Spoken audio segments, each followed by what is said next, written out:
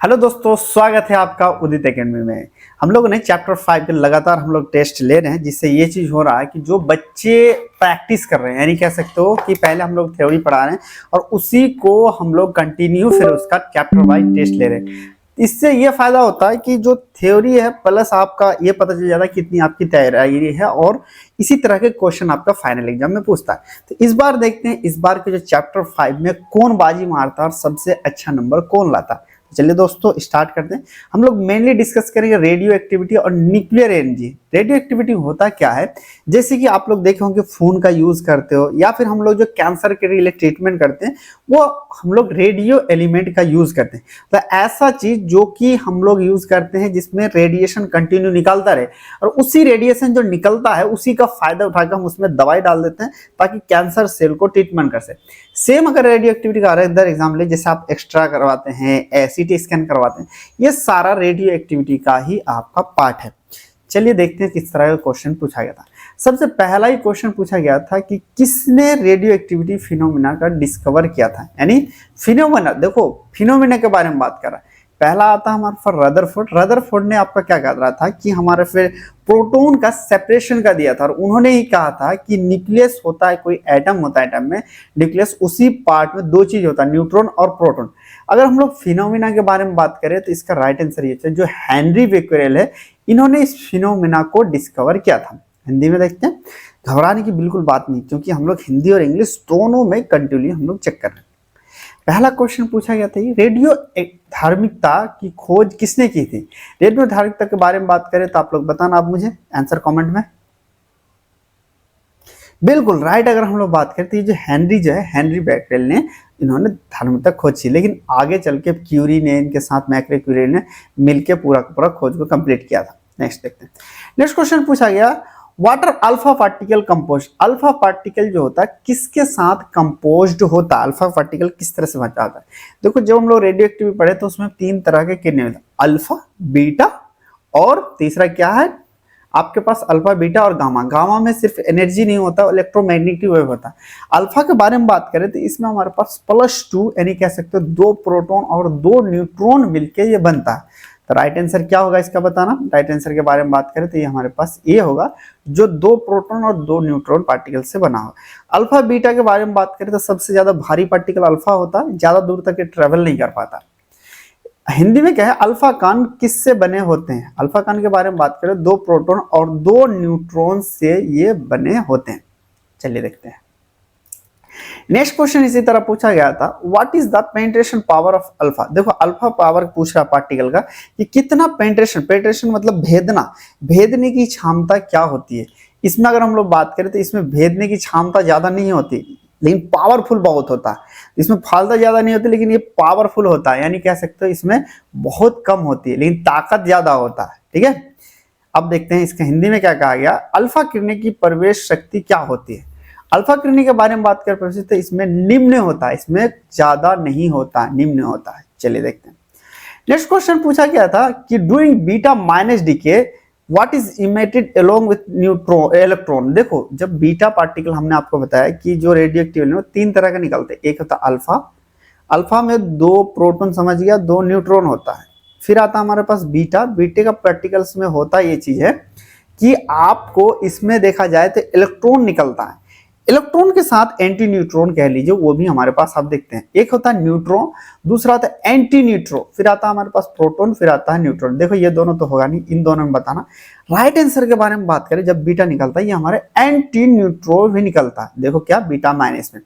देखो बीटा अगर हम लोग देखें तो बीटा में हमारे पास बीटा पॉजिटिव और बीटा नेगेटिव होता है, दोनों का दोनों होता है। चलिए देखते हैं। पूछा गया बीटा -6 के दौरान इलेक्ट्रॉन के साथ क्या उत्तेजित होता है। अगर हम लोग बात करें तो ये हमारे पास एंटी न्यूट्रॉन जो है ये हमारे पास उत्तेजित होता है। चलिए नेक्स्ट देखते हैं।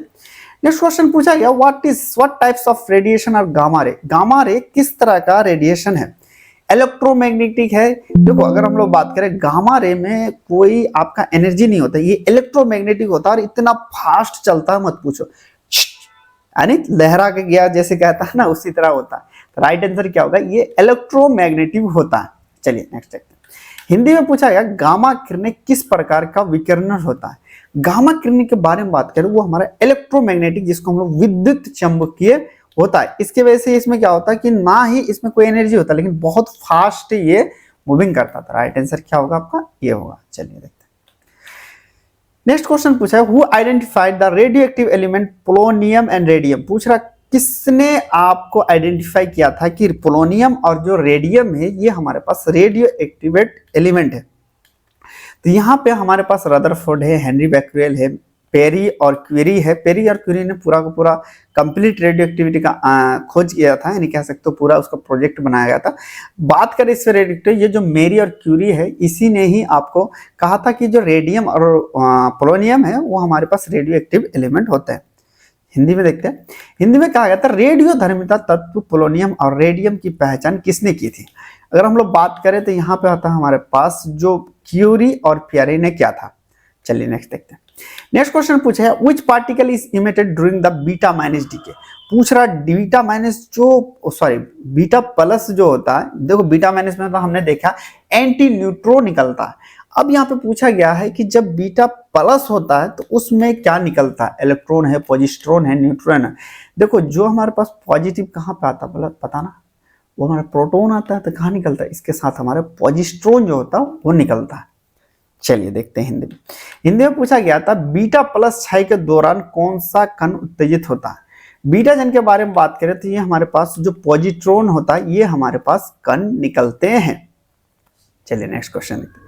नेक्स्ट क्वेश्चन आपका पूछा गया था what is the mass of alpha particle compared to form of radiation.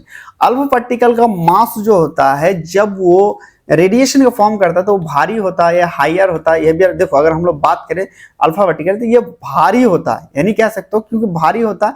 और इसके रेंज के बारे में बात करें तो ज्यादा दूर तक नहीं जाता, लो होता है, मतलब पेनिट्रेशन ज्यादा नहीं कर पाता। चलिए देखते हैं। पूछ रहा है कि अन्य विकिरणीय रूप की तुलना में अल्फा कणों का द्रव्यमान क्या होता है। अल्फा कणों के द्रव्यमान के बारे में बात करें तो ये हमारे पास भारी होता है। चलिए देखते हैं। नेक्स्ट क्वेश्चन पूछा गया what is the primary character of gamma ray. Gamma रे का जो है प्राइमरी कैरेक्टर क्या है। कैरेक्टर क्या, हाई मास होता नहीं, उसमें कोई मास ही नहीं होता, हाई एनर्जी होता। हाँ उसमें बात करें तो उसमें एनर्जी बात करें तो उसमें बहुत ही ज्यादा होता है और बहुत लहरा के चलता है। इलेक्ट्रोमैग्नेटिक, जैसे इलेक्ट्रोमैग्नेटिक का एग्जांपल पे देखोगे, जैसे कि एग्जांपल ले लो मैग्नेटिक चीजें, जैसे पंखा आपका घूमता है वो भी हमारे इलेक्ट्रोमैग्नेटिक पे ही घूमता है। जैसे आप लोग देखोगे जिसके घर में खाना बनाने वाला इंडक्शन होता है उसमें भी इलेक्ट्रोमैग्नेटिक की तरह काम करता है। तो बात करें तो इसमें एनर्जी बहुत होता है। पूछा गया है गामा किरणें की मुख्य विशेषता क्या है। मुख्य विशेषता क्या है आपका, उच्च द्रव्यमान है, उच्च ऊर्जा है। अगर हम लोग बात करें तो उच्च ऊर्जा इसमें होता है। चलिए पूछा गया which types of particle are emitted during the nuclear reaction। Nuclear reaction के वक्त किस तरह का पार्टिकल आपका निकलता है, अल्फा पार्टिकल, बीटा पार्टिकल या गामा पार्टिकल या फिर ऑल ऑफ देम। देखो जब न्यूक्लियस रिएक्शन करवाते हैं तो हम लोग बात करते हैं ये हमारे पास सारे के सारे पार्टिकल्स निकलते हैं। हिंदी में देखते हैं। हिंदी में कहा गया नाभिकीय जो प्रतिक्रिया के दौरान कौन से कण उत्तेजित होता है, कौन सा कण निकलता है, अल्फा पार्टिकल, बीटा पार्टिकल। अगर हम लोग बात करें तो ये हमारे पास जो सभी पार्टिकल्स इसमें निकलते हैं। तो फाइनली वो रिश्का हम लोग इंतजार कर रहे थे, वो फाइनली वो आ गया है। देखते हैं। सबसे कॉन्ग्रेचुलेशन आपको, सबसे पहले रिवांशी जायसवाल, कॉन्ग्रेचुलेशन आपको, बहुत कॉन्ग्रेचुलेशन, आपने रैंक 1 हासिल किया। अभिषेक यादव जी कॉन्ग्रेचुलेशन, सारे बच्चे कॉन्ग्रेचुलेशन लिखो उनके लिए। जूही अलवी कॉन्ग्रेचुलेशन। मजनू भाई चलो 4th नंबर आया, कोई बात नहीं। रविपाल कॉन्ग्रेचुलेशन। रोहित कुमार कॉन्ग्रेचुलेशन। आप लोग को बहुत बहुत धन्यवाद, आप लोग की मेहनत कर रहे हो, इसी तरह मेहनत करो, अपने लक्ष्य तक ज्यादा दूर नहीं है। चलिए देखते हैं अदर भी हम लोग 12-10 तक देखेंगे, 11 तक कि किसका नंबर आया, थोड़े के बाद देखते हैं। चलिए अब इसी चीज को अगर आप लोग भी टेस्ट देना चाहते हो तो आप जो बच्चे नहीं ज्वाइन किए हो उसको आप प्ले स्टोर पर उदित फार्मेसी के नाम से सर्च मारेंगे, यहाँ आ जाएगा। अपना डिटेल भर के आप इस टेस्ट को आप लोग भी ज्वाइन कर सकते हो। चलिए देखते हैं। पूछा गया था next what is the primary process explain by the theory of radio active disintegration. पूछ रहा है कि पहला प्रोसेस में क्या, पहला जो थ्योरी किया गया था उसमें क्या एक्सप्लेनेशन किया है कि रेडियो एक्टिव जो है किस तरह से डिसइंटीग्रेशन हो रहा है, यानी किस तरह से वो टूट रहा है। पहला ऑप्शन है, पहले क्या करता है कि आपके बारे में देखो, टूट रहा है इस तरह से टूटता है कि जो स्टेबल है, यानी उसका जो न्यूक्लियस है ना वो अनस्टेबल रहता। मान लो आपके ऊपर 50 किलो का बोरा रख देता, आप क्या कहोगे, जितना जल्दी से जल्दी निकले उतना एकदम रिलैक्स फील होगा। Same to same radioactive element में क्या होता है कि उसमें पहले से चीजें ऐसा रहता है कि वो अनस्टेबल रहता, तो चाहता कि हम अपने ये एनर्जी को रिलीज करें और अपने स्टेबल को हम लोग प्राप्त करें। तो राइट क्या है, हम लोग क्या है, अनस्टेबल होता है जिसकी वजह से ये रेडिएशन निकलता है, वो चाहता है कि स्टेबल हमारे पास फॉर्मेशन निकले। चलिए देखते हैं। पूछा गया रेडियो जो धर्मी विघटन का सिद्धांत किस प्रकार की विख्यात है। इसमें अस्थिर नाभिक द्वारा जो विकर्ण है उसको जो है कि क्या करता है, स्टेबल करने के लिए निकलता है। चलिए नेक्स्ट देखते हैं। नेक्स्ट क्वेश्चन पूछा तो who first explain the phenomena of radio active disintegration. पूछ रहा किसने सबसे पहले बताया था कि ये जो रेडियो एक्टिव होता है ये डिसइंटीग्रेशन कुछ है जो निकलता है। जब रदरफोर्ड ने ये आपको अप्लाई किया था तब उन्होंने अगर देखा था कि इन्होंने प्रोटॉन का सेपरेशन किया था, तब उन्होंने देखा था कि कुछ ऐसा चीज हो रहा जो अपने एटम जो है वो कोशिश कर रहा है हल्का हो हल्का हो हल्का हो, अपने आप निकल रहा है। किसने देखा था, रदरफोर्ड ने देखा था। चलिए पूछा गया रेडियोधर्मी विघटन की घटना पहली बार किसने देखा था या किसने समझाया था। अगर हम लोग बात करें जो रदरफोर्ड है या फिर सोडी वो जो है उसने बताया था। चलिए देखते हैं। नेक्स्ट क्वेश्चन पूछा गया था आपका which types of radioactive decay involve the emission of alpha particle. पूछ रहा है किस तरह का जो रेडियो एक्टिव क्षय है उसमें अल्फा पार्टिकल्स निकलते हैं। बीटा डीके, देखो जाहिर सी बात है तो अल्फा पार्टिकल्स निकलेगा किसमें, अल्फा डीके में जो होता है उसमें आपका निकलता है। चलिए पूछा गया किस प्रकार की रेडियो जो धर्मिता क्षय अल्फा पार्टिकल का उत्तेजित होता है। अल्फा पार्टिकल्स जो होते हैं अल्फा क्षय के दौरान ही निकलते हैं। चलिए नेक्स्ट देखते हैं। नेक्स्ट क्वेश्चन पूछा गया what is emitting during the beta decay. Beta decay के दौरान क्या निकलता है, एक हीलियम न्यूक्लियस निकलता है या एक पॉजिट्रॉन या फिर न्यूट्रॉन निकलता है या फिर हाई एनर्जी प्रोटॉन निकलता है या प्रोटॉन एंड न्यूट्रॉन। देखो जब बीटा डीके होता है तो उसमें हमारे पास एक इलेक्ट्रॉन, पॉजिट्रॉन और न्यूट्रॉन निकलता है। ठीक है, चलिए हिंदी में पूछा गया है कि बीटा क्षय के दौरान क्या उत्तेजित होता है। बीटा क्षय के बारे में बात करें, इलेक्ट्रॉन या फिर पॉजिट्रॉन या फिर कह लीजिए एंटी न्यूट्रॉन इसमें उत्तेजित होता है। चलिए नेक्स्ट देखते हैं। नेक्स्ट क्वेश्चन पूछा गया what is the artificial transmutation. देखो आर्टिफिशियल ट्रांसम्यूटेशन होता क्या है कि जब हमें पता चलिए कोई ऐसा चीज है जो इसमें अपने आप एनर्जी मिल रहा है तो हम लोग क्या करते हैं, उसी चीज को पता चलिए क्यों निकलता है, क्योंकि उसमें न्यूट्रॉन और प्रोटॉन में अनस्टेबल रहता है, उसको स्टेबल करने के लिए वो निकलता है। फिर हम लोग जो अच्छा चीज है उसको हम लोग अनस्टेबल कर देते हैं ताकि हमारे पास आर्टिफिशियल रेडियो एक्टिवेट एलिमेंट बन जाए, तो उसी को हम लोग आर्टिफिशियल ट्रांसम्यूटेशन के नाम से जानते हैं।